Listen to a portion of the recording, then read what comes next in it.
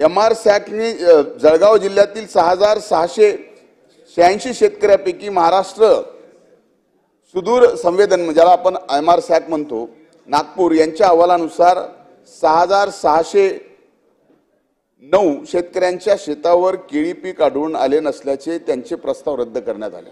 पण ज्यावेळेस satellite images घेण्यात आले MR सॅकचे त्या सॅटेलाइट इमेजेसमध्ये कुठेही केळी त्यावेळेस आढळून आलेली नाही।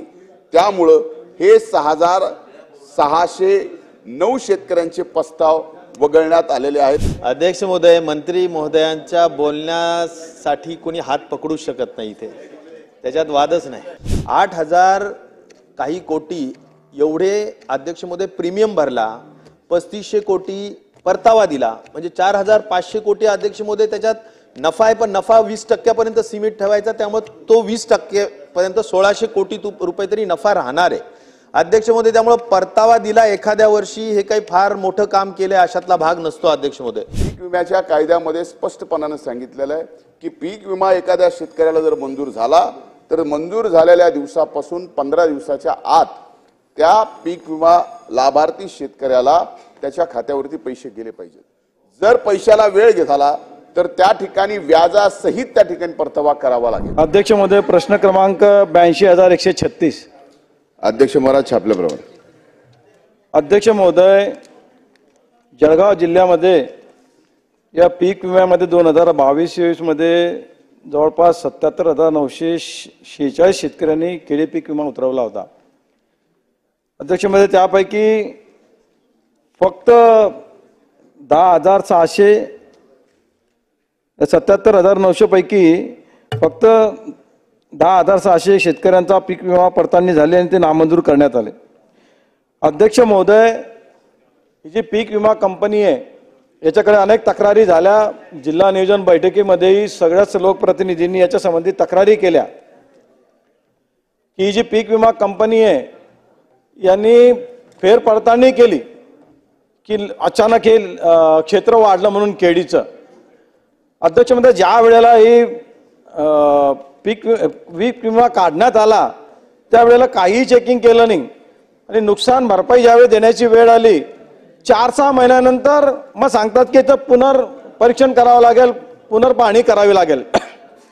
4-6 महिन्यानंतर कुठलंही पीक पुन्हा त्या जागेवर उभं असतं का अध्यक्ष महोदय? म्हणून त्यांना बऱ्याच ठिकाणी केळीचे पीक सापडलं नाही म्हणून त्यांनी ते नामंजूर केले। प्रकरण जिल्हा नियोजनमध्ये प्रकरण गाजलं। परत 6686 शेतकऱ्यांचे अपील पुन्हा दाखल केले।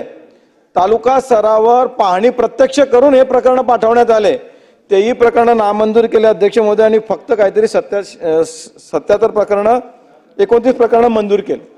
यांच्या उत्तरात त्यांनी सांगितलेलं आहे, इतका घोळ केला अध्यक्ष महोदय, हे सॅटेलाइट इमेजद्वारे एक पीक विमे मंजूर करतात। सॅटेलाइट इमेज असताना देखील याच्या उत्तरात त्यांनी मंजूर केलं की कमी क्षेत्र आढळल्यानंतर परत तपासणीमध्ये, याचा अर्थ त्यांच्या सॅटेलाइट इमेजमध्ये यांनी पाहिलंच नव्हतं। काही प्रकरणात अशी आहे की यांच्याकडे सॅटेलाइट इमेज उपलब्धच नाही आहे तरी देखील ते प्रकरण नामंजूर केले। म्हणजे या पीक विमा कंपनीने जे प्रकरण अध्यक्ष महोदय नामंजूर केली आहे ती सगळी बोगस यांनी पाहणी करून केलेली आहे। म्हणून माझी मागणी अध्यक्ष महोदय, पूर्वी 2011-12 मध्ये ट्रिगरवरील वाऱ्याच्या नोंदीनुसार केळीची पीक विमा मंजूर केला जात होता। 11-12 मध्ये दिलेली ही नुकसान भरपाई आणि शेतकऱ्यांची तीच मागणी आहे। कारण वाऱ्याच्या जोरात वारा जरी आला अध्यक्ष महोदय तरी केळीचे पानं फाटतात आणि केळीच्या पिकाची वाढ खुंटते, म्हणून ते खोड जरी उभं दिसत असलं तरी त्याची वाढ होत नाही अध्यक्ष महोदय। म्हणून ट्रिगरवर आधारित हे नुकसान भरपाई आपण देण्यास मान्यता देणार का? एक ही जी प्रकरणं सगळी नामंजूर करण्यात आलेली आहे ती जिल्हा नियोजनने प्रत्यक्ष पाहणी करून प्रकरणं पाठवली होती 6686, ती मंजूर करणार का हा दुसरा प्रश्न अध्यक्ष महोदय। आणि या पीक विमा कंपनीला जर पुनर्परीक्षण करायचं असेल तर ते एखाद्या महिन्याच्या आतच करायला लावायला पाहिजे। 4-4, 6-6 महिन्याने केलं तर प्रत्यक्ष पीक सापडणार नाही, ते करायला लावणार का? अध्यक्ष महाराज, या जळगाव जिल्ह्यातील आंबा बहार पीक विम्याच्या संदर्भात, तेही केळीच्या पीक विम्याच्या संदर्भात सन्माननीय सदस्य सावकार साहेबांनी येथे उपस्थित केलेले जे मुद्दे आहेत त्यामध्ये त्यांचा पहिला प्रश्न आहे की एकूण फक्त 10,000 शेतकऱ्यांचा पीक विमा उतरवून घेतला, पण अध्यक्ष महाराज 77,000 शेतकऱ्यांचा पीक विमा उतरवून घेतला आणि 77,938 शेतकऱ्यांचे सहभागी झाले. त्यापैकी 66,988 अर्ज पात्र होते. 884 अर्ज नुकसान भरपाईस अपात्र ठरले होते आणि 66,104 अर्जदारांना नुकसान भरपाईस पात्र ठरले होते. पात्र शेतकऱ्यांना त्या वर्षी जो पीक विमा मिळाला तो 593 कोटी रुपयाचं वाटप झालं आणि त्यावेळेस आपल्या माहितीसाठी सदनाच्या अध्यक्ष महाराज आणि जळगाव जिल्ह्यातल्याही शेतकऱ्यांना हे कळावं की एकूण 821 कोटी रुपये राज्यात आंबिया बहारचा 22-23 मध्ये प्रीमियम शेतकऱ्यांनी भरला होता. त्याची भरपाई ही जी मिळणार होती शेतकऱ्यांना ती 1,083 कोटी रुपये त्यावेळेस मिळाली. 1,023 कोटी म्हणजे 131% पीक विमा आंबिया बहारचा त्यावेळेस राज्यात मिळाला. त्या 821 कोटी पैकी जळगावमध्ये 375 कोटी शेतकऱ्यांनी प्रीमियम भरला आणि त्याच्या अगेन्स्ट जो पीक विमा मिळाला तो 594 कोटी म्हणजे 158% पीक विमा या ठिकाणी मिळालेला. अध्यक्ष महाराज या बाबतीत हे खरं आहे की आंबिया बहार 22-23 मध्ये जे 77,000 लाभार्थी शेतकऱ्यांनी त्या ठिकाणी अर्ज केला त्यातील 66,988 पात्र, त्याच्यातले काही 884 अपात्र. पण प्रत्यक्ष मात्र ज्या वेळेस या 10,000 शेतकऱ्याच्या संबंधित हा प्रश्न उपस्थित केलेला त्या 10,000 काही शेतकऱ्याच्या 10,991 प्रस्तावाच्या संदर्भात अध्यक्ष महाराज या बाबतीमध्ये अनेकदा जिल्हाधिकारी कार्यालयावरती मोर्चे झाले, डीपीडीसी मध्ये हा विषय निघाला, माझ्याकडे 2दा बैठकी झाल्या, जिल्ह्यातले सन्माननीय दोन्ही मंत्री त्यावेळेस बैठकीमध्ये उपस्थित होते अध्यक्ष महाराज.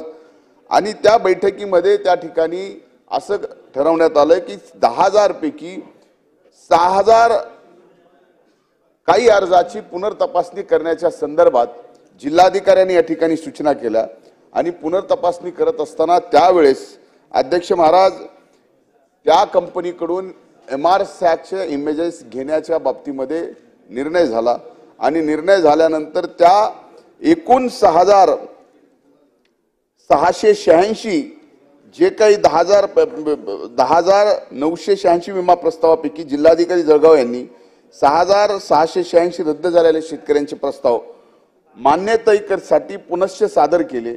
ते सादर केल्यानंतर अध्यक्ष महाराज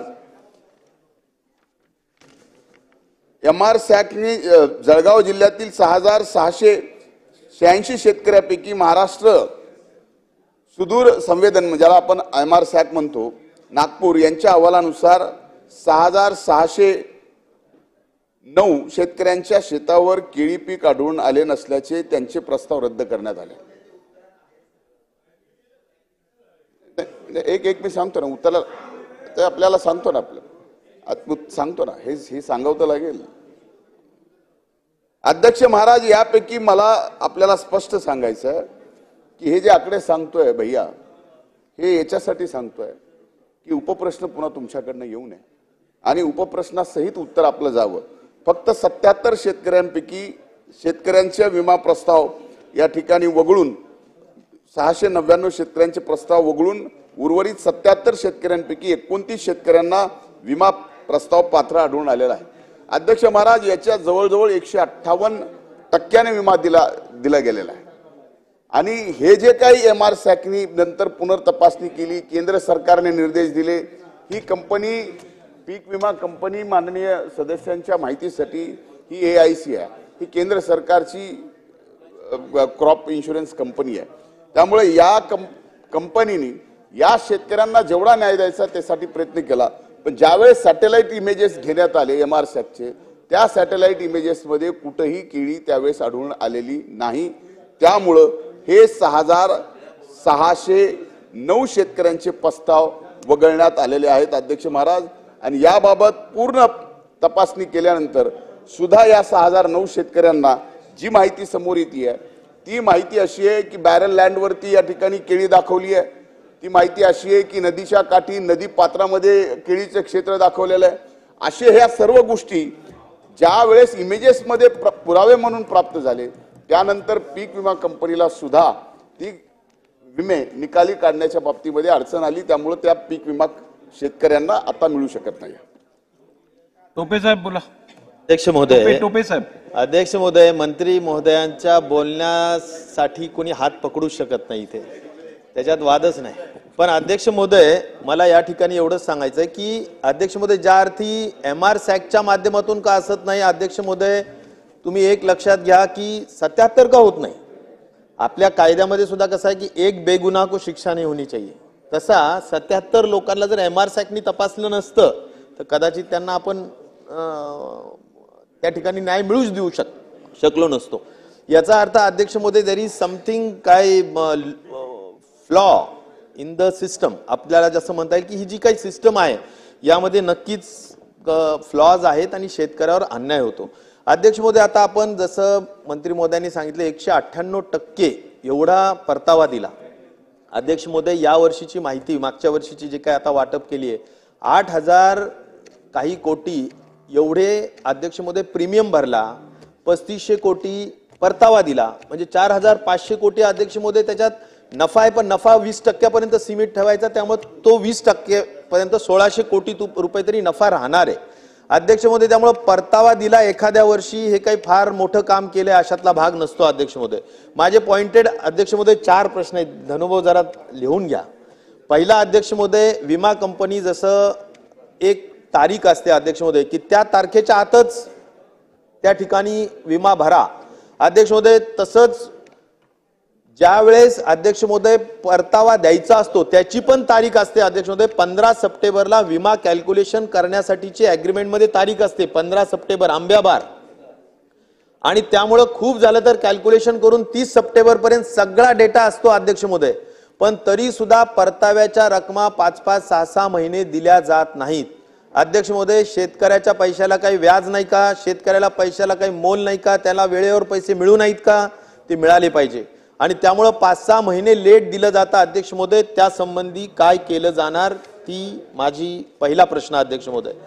दुसरा प्रश्न अध्यक्ष महोदय असा आहे की फळबाग विम्याच्या हद्दीपर्यंत अध्यक्ष महोदय मंडळ, जो महसूल मंडळ आहे त्या महसूल मंडळाला अध्यक्ष महोदय एक ऑटोमॅटिक क्लायमेट सेंटर असतं अध्यक्ष महोदय त्या ठिकाणी, तर ऑटोमॅटिक वेदर स्टेशन असतं.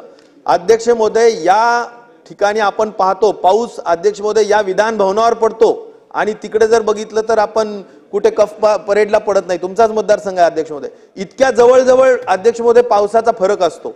आणि हे जे काही अध्यक्ष महोदय वेगवेगळे त्या ठिकाणी रायडर्स असतात त्यांचे, तर अध्यक्ष महोदय यामध्ये पावसाचे जे प्रमाण असतं मापक ते मंडळावर असतं. 15 गावं 20 गावं मिळून अध्यक्ष महोदय एक मंडळ असतं. या गावात पाऊस पडतो त्या गावात पाऊस पडत नाही, असा फरक असताना माझं असं म्हणणं आहे की एवढे करोडो रुपये आपण अध्यक्ष महोदय फळपीक विम्याचे शेतकरी भरतात, तर अध्यक्ष महोदय त्या ठिकाणी गाव निहाय त्या ठिकाणी अध्यक्ष महोदय मापक बसवणार का? हा दुसरा प्रश्न अध्यक्ष महोदय. तिसरा प्रश्न अध्यक्ष महोदय, खरीप रबीच्या संदर्भात फळबागाचा नाही, परंतु आपण एक्सपर्ट आहात, आपण समजून घेऊ शकाल.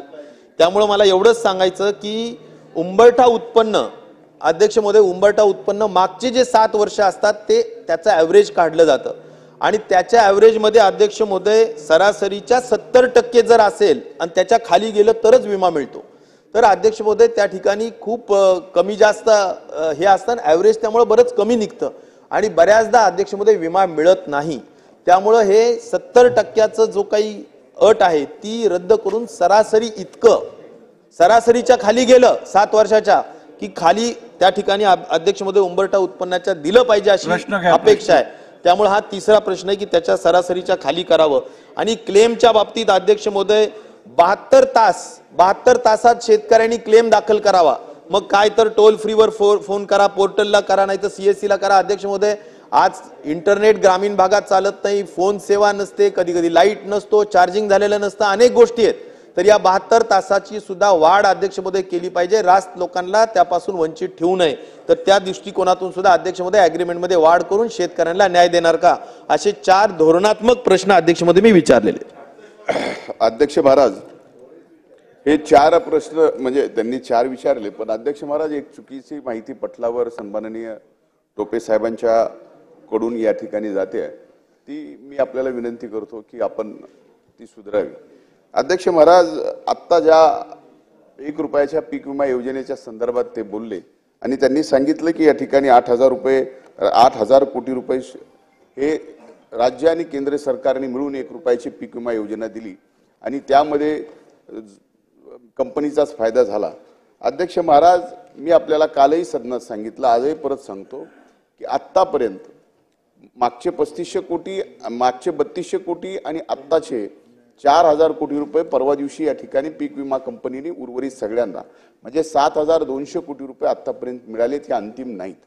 8,000 कोटी रुपयाच्या पर्यंत किंवा त्याच्यापेक्षा जास्त काहीशे कोटी रुपये हे शेतकऱ्यांना यावेळेस मागच्या 23-24च्या खरीपच्या विम्याच्या संदर्भामध्ये, त्यामुळे कंपनीला यावेळेस फायदा नाही. ते जे सांगतायत की 20% फायदा ठेवावा लागतो, असं नाही. 80-110चा जो आपण निर्णय घेतलेला आहे त्यामध्ये 110% पुढे जर नुकसान झालं तर राज्य सरकारने भरायचं आणि 80% आत जर उत्पन्न झालं तर 20% राज्य सरकारला आणि केंद्र सरकारला परत द्यायचे आणि 20%च फक्त त्यांनी फायदा ठेवायचा, पण नुकसान झाल्यावर मात्र फायदा नाही. हे एक मुद्दा तुम्ही जे चुकीचा सांगितलं त्याच्यानी संभ्रम नको आणि पुन्हा यावर राजकारण वेगळं नको. अध्यक्ष महाराज, त्यांनी सांगितलं की आंबिया भारची तारखा आणि त्या तारखेप्रमाणे. अध्यक्ष महाराज, पीक विम्याचा कायदा, पीक विम्याच्या कायद्यामध्ये स्पष्टपणाने सांगितलेलं आहे की पीक विमा एखाद्या शेतकऱ्याला जर मंजूर झाला तर मंजूर झालेल्या दिवसापासून 15 दिवसाच्या आत त्या पीक विमा लाभार्थी शेतकऱ्याला त्याच्या खात्यावरती पैसे गेले पाहिजेत. जर पैशाला वेळ झाला तर त्या ठिकाणी व्याजासहित त्या ठिकाणी परतावा करावा लागेल. हा कायदाच आहे, त्याच्यामुळे वेगळं काही नाही. आणि जर असं पाळलं नाही, जर असं पाळलं गेलं नाही तर त्या पीक विम्यावर कंपनीवर कायदेशीर कारवाई करण्याची सुद्धा यात तरतूद आहे. अध्यक्ष महाराज, दुसरा प्रश्न यांनी अध्यक्ष महाराज, दुसरा प्रश्न आपण स्पेसिफिक कुठं लेट झालंय हे जर सांगितलं त्या बाबतीत स्पेसिफिक जर जिथं लेट झालंय, आपण जालन्यात सांगितलं जिथं लेट झालंय त्याचे कारण शोधून जर त्याच्यात पीक विमा कंपनी दोषी असतील तर त्यांच्यावरती नक्कीच कारवाई केली जाईल. अध्यक्ष महाराज, दुसरा विषय त्यांनी सांगितलं की क्लायमेट सेंटरचा. ऑलरेडी आता महाराष्ट्रामध्ये जवळजवळ सर्वच महाराष्ट्राच्या मंडळावरती क्लायमेट सेंटर आहेत. एक आता विलेज वाईज करण्याच्या बाबतीमध्ये यावर्षी आपण 10,000 गावावरती मदत पुनर्वसन विभाग, केंद्र सरकार आणि कृषी विभाग ह्या तिन्ही मिळून 10,000 गावं ॲडिशनल यावर्षी क्लायमेटच्या बाबतीमध्ये करायचं ठरवलेलं आहे. आता मधल्या काळात 3-4 महिन्याचा इलेक्शनचा टाइम गेल्यामुळं याला मूर्त रूप येऊ शकलं नाही, पण 10,000 महाराष्ट्रातली गावं ही क्लायमेट सेंटरने नवीन जोडले जाणार आहेत. अध्यक्ष महाराज, आपण तिसरा प्रश्न विचारला की उंबरठा उत्पन्नाच्या संदर्भामध्ये. अध्यक्ष महाराज, 10 वर्षातले खरीप आणि रब्बी हंगामातले सर्वात चांगले 7 वर्ष उत्पन्नाचे आणि त्या उत्पन्नाचं ॲव्हरेज काढून या ठिकाणी पीक विम्याचं तूट घट हे सगळं काढलं जातं आणि त्याच्यावरती विमा निश्चित केला जातो. आपण जे या ठिकाणी सांगताय की हे उंबरठा उत्पन्न आपण जे काही नियम आहेत ते बदलून सरासरी सगळं करावं, या बाबतीमध्ये अध्यक्ष महाराज अनेक वर्ष यापूर्वी असं होतं, पण त्याच्यानंतर ह्या एक गोष्टी बदलत गेल्या आणि पीक विमा कंपन्यांना खऱ्या अर्थानं शेतकऱ्याला योग्य न्याय मिळावा हा खरा विषय आहे. मुद्दा हा जळगाव जिल्ह्यातल्या केळी आंबा बहारच्या केळी पिकाच्या विम्याच्या संदर्भातला. अध्यक्ष महाराज, मी आपल्याला सांगतो की इथं उशीर का झाला, का या ठिकाणी काय झालं. तर अध्यक्ष महाराज, याच्या 4 चौकशा, 2 केंद्र सरकारचे निर्देश आणि राज्य सरकारने 2 वेळेस निर्देश दिल्यानंतर पीक विमा कंपनीने प्रत्यक्ष तिथं तपासण्या सुद्धा केल्या. 45 अर्जाच्या तपासण्या केल्यानंतर ज्या वेळेस या सगळ्या गोष्टी लक्षात आल्या त्यावेळेस MR-SACनी त्याच्या कक्षेत त्या काळातील इमेजेस येत नसल्या कारणाने त्यांनी नासाकडनं इमेजेस विकत घेतल्यात. अध्यक्ष महाराज, आता आदरणीय जयंत पाटील साहेबांनी उपस्थित नाहीत आता ते, पण त्यांनी उपस्थित केलं आपल्याच मतदारसंघातलं की 5 वर्षाचे इमेजेस आपल्या मतदारसंघातल्या या ठिकाणी काढावे. तर अशा पद्धतीचे आपण सांगताय की नंतर लक्षात येईल का? आता तशी व्यवस्था, आता या क्षणाला सुद्धा आपल्या पृथ्वी तलावर अनेक असे सॅटेलाइट आहेत की जे इमेजेस घेत आहेत आणि त्या इमेजेस आपल्याला 1-2 वर्षांनी नंतर सुद्धा मिळू शकतात. ही टेक्नॉलॉजी आहे. म्हणजे आधुनिकता ही जशी अनेक वेळेला 99% फायदेशीर ठरते, पण ज्यावेळेस शेतकरी जमिनीवरती शेती करतो त्यावेळेस ही आधुनिकता ही त्याच्या फायद्याची ठरते का नुकसानीची ठरते? तर आता आपण इथं पाहिलं तर या ठिकाणी जे सॅटेलाइट इमेजेस आलेले आहेत ते नासाकडून आणलेले आहेत. त्याच्यामुळे आता या सॅटेलाइट इमेजेसला आपण कसं डिनाय करायचं हा सगळ्यात महत्वाचा विषय आहे. म्हणून या ठिकाणी त्या शेतकऱ्यांना पीक विमा नाकारण्यात आलेला आहे. आणि त्यांनी पीक विम्याच्या कायद्यामध्ये अध्यक्ष महाराज पीक विमा मंजूर झाला, पैसे देणं 15 दिवसाच्या आत देणं, उशीर झाला तर व्याजासहित देणं. एक भाषण करत नाहीये, भाषण करत नाहीये जाधव साहेब. त्यांनी उपस्थित केलेले उत्तर सांगतोय. अध्यक्ष महाराज 15 दिवसात देणं कायदा आहे, पण याच्यात 15 दिवसाच्या वर जर गेलं दिलंच नाही आणि नाकारला तर कारणासहित नाकारावा लागतो आणि त्या व्यक्तिगत शेतकऱ्याला कळवावं लागतं. हा कायदा आहे. त्याच्यामुळे यात सर्वांना व्यक्तिगत कळवलेलं आहे. अध्यक्ष महोदय, मला माहित आहे पण आपण लगेच म्हणणार झालं म्हणून कोकणामध्ये जी मुदत असते ती महाराष्ट्रातल्या इतर भागाला फळझाडांकरता म्हणून विमा उतरण्याकरता किंवा विमा क्लेम होण्याकरता म्हणून मुदतीमध्ये जो फरक आहे तो फरक सारखा करणार का? एक. आणि कोकणामध्ये सकाळ ढगाळ वातावरण आल्यामुळे आंबा मोठ्या प्रमाणामध्ये गळून पडतो, तो सुद्धा विमा योजनेअंतर्गत घेणार काय? 2. 10 सेकंद फक्त राहिलेत. मंत्री महोदय एकच मिनिट. मंत्री मी थोडासा वेळ वाढवणार. पृथ्वीराज चव्हाण साहेबांना एक विचारायचं बोलते. अध्यक्ष महोदय, माझा फक्त साधा प्रश्न आहे की जळगाव एकत्र जिल्ह्यामध्ये एका केळी पिकाबद्दल 77,000 विमा प्रस्ताव प्रश्नोत्तराचा तास उत्तर संपेपर्यंत वाढवण्यात येत आहे. तिथं पीक नाही असा प्रस्ताव आला. काय चाललेलं आहे यामध्ये? संगणमतानं पीक नसताना विमा झाला का? कारण उपग्रहाचे फोटो आहेत, आपल्याला माहिती आहे. सगळ्या खाजगी कंपन्या आहेत, नासा आहेत, सगळ्यांच्याकडून दररोजचे फोटो मिळतात. त्यामुळे तिथं मुळातच पीक नसताना विमा झालाय का? आणि असं असेल तर त्यामध्ये काही संगनमत आहे का? आणि कुणी जर संगनमताने जर अशा नसताना पीक जर विमा उतरवला असता आणि नंतर मग नुकसान झालं म्हणून मग नुकसान भरपाई मिळणार असेल तर कुठेतरी काहीतरी गंभीर प्रकार आहे. आणि यामध्ये जे कोणी सहभागी असतील त्यांच्यावर काही कारवाई करणार का? अध्यक्ष महाराज, या बाबतीमध्ये त्याचं क्षेत्र नसताना, बॅरल लँड असताना नदी पात्रामधलं क्षेत्र दाखवलेलं आहे. ही वस्तुस्थिती आहे. आपली एक पीक विमा भरण्याची एक पद्धत आहे. तुमच्याकडे 7-12 वर जमिनी एक क्षेत्र दिसतंय तर पीक विमा भरता येतो. कुठल्या पिकाचा भरायचा आहे त्या 7-12 वरती त्या वर्षी खरीप, रब्बी आणि आंबा बहार फल पिकाचा वेगळा त्याच्यात आपण टाकलं की त्या पद्धतीने विमा भरता येतो. आता तो विमा मिळण्याच्या संदर्भामध्ये मिळाल्यानंतर प्रत्यक्ष अशा ज्या वेळेस अडचणी समोर येतात, तपासणी केली जाते, त्यानंतर त्याला विमा मिळत नाही. आता त्यांनी असा विमा का भरला? त्याच्या 7-12 वर जमीन आहे. आता क्षेत्र लागवड केली का नाही? तर नाही केली. आता अशा पद्धतीचा अशा शेतकऱ्याला आपण कारवाई करा असं म्हणताय तर स्वाभाविक आहे अध्यक्ष महाराज, त्यांनी क्षेत्रावरती लागवड दाखवली, पीक विमा भरला.